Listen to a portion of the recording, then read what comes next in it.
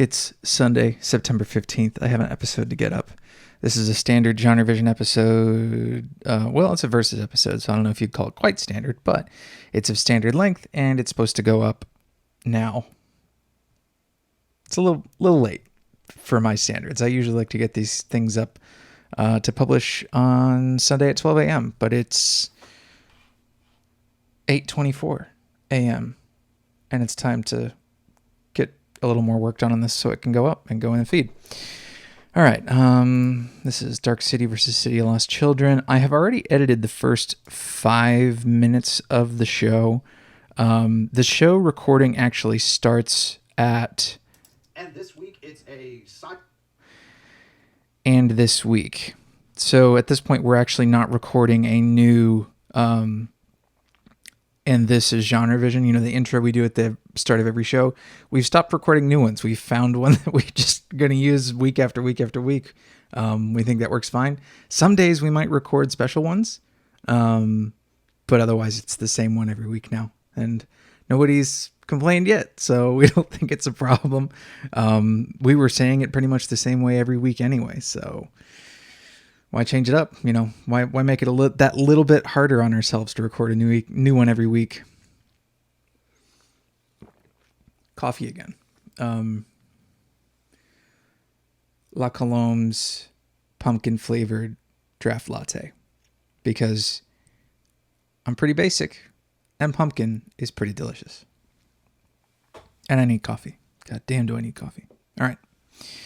The first 5 minutes are already edited, and I don't know if anybody's noticed this, but the first 5 minutes of every show are always the tightest edits in the entire show, because we want to get through, whatchamacallit, we want to get through calls to action as quickly as we can, because that's our only form of advertising in the show, really, is just talking about what it is that we want you to do as listeners. And then... Sorry, camera's a little low on the battery, so I'm going to plug it in. Boop.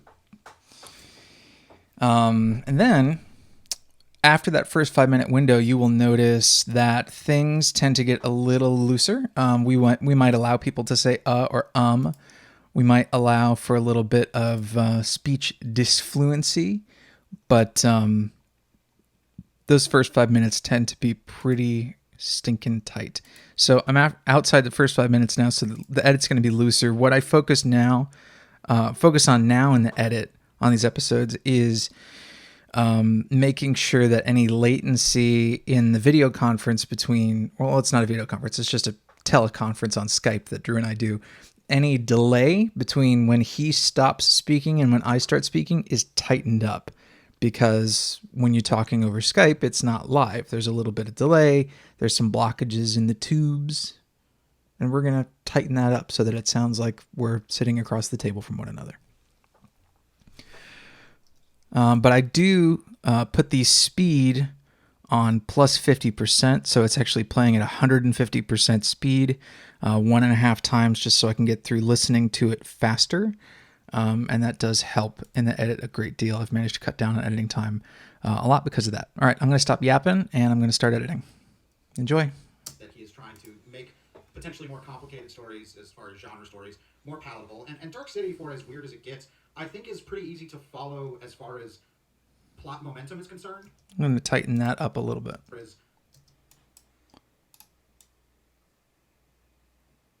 that rain?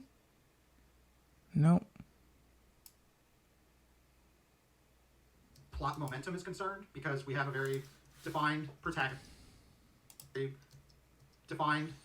That breath is a little better. This mystery. I'm going to get rid of that.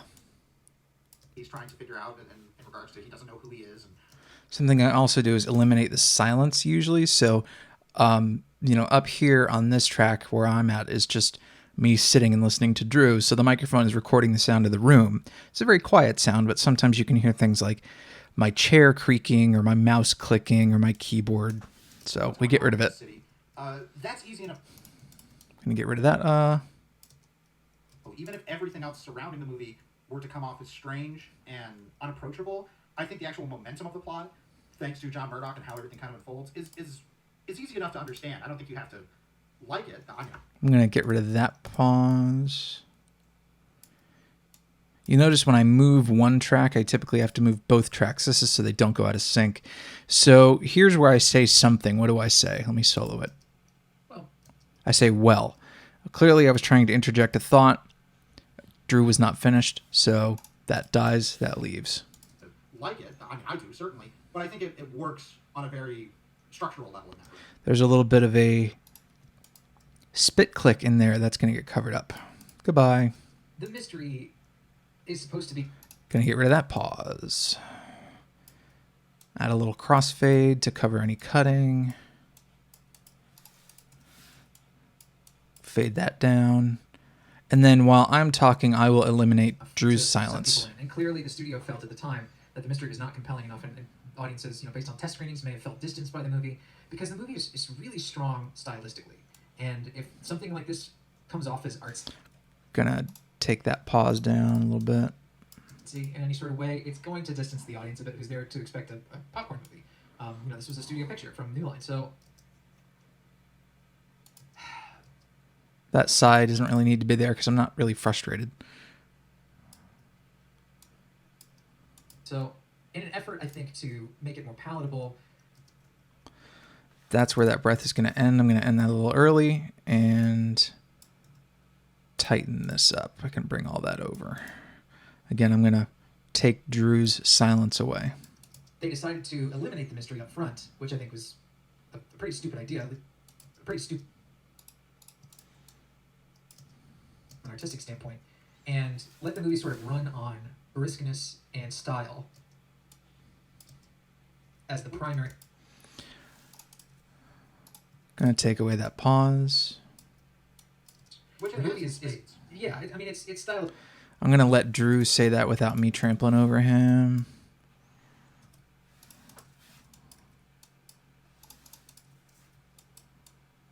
Stylish as a motherfucker.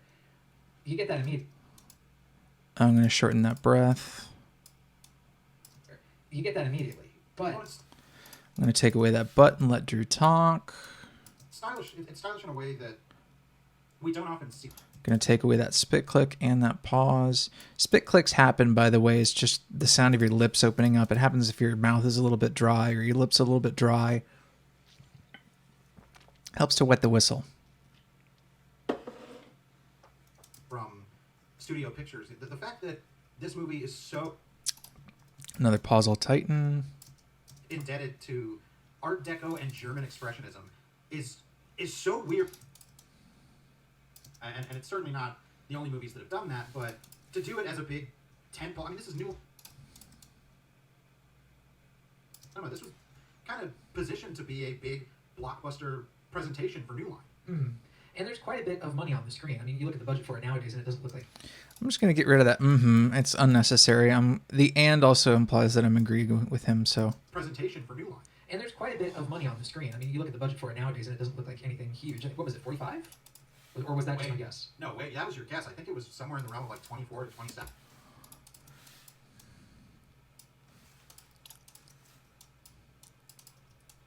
Hopefully, 4 to 27. my gosh, hopefully, My gosh.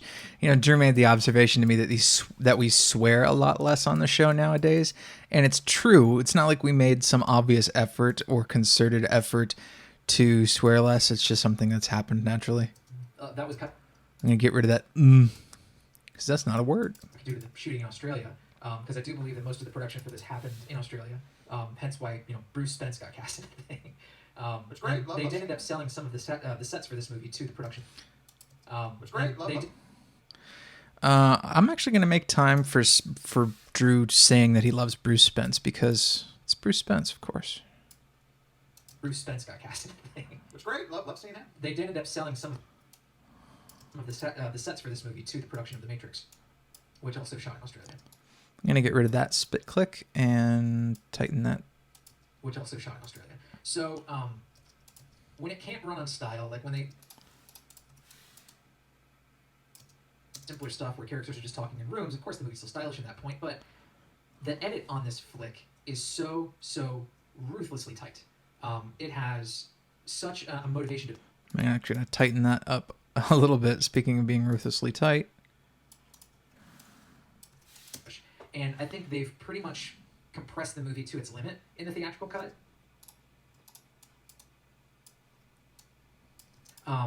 To the point where there's not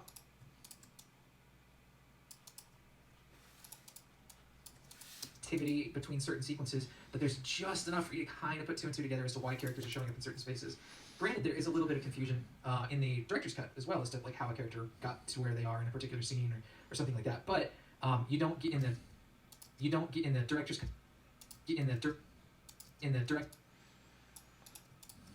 But in the director's cut, get that same sense of like uber tight got to where they are in a particular scene or something like that. But in the director's cut, get that same sense of like uber tight compression. That kind of stumbled over my words there. You don't get in the director's cut, get that get in the you don't in the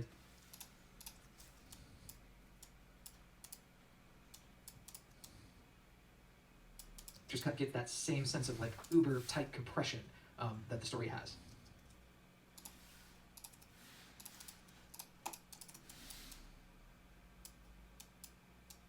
Nolan has specifically brought up Dark City in regards to his films Inception and Memento. All right. Well, that is what it takes to edit a standard episode of the podcast.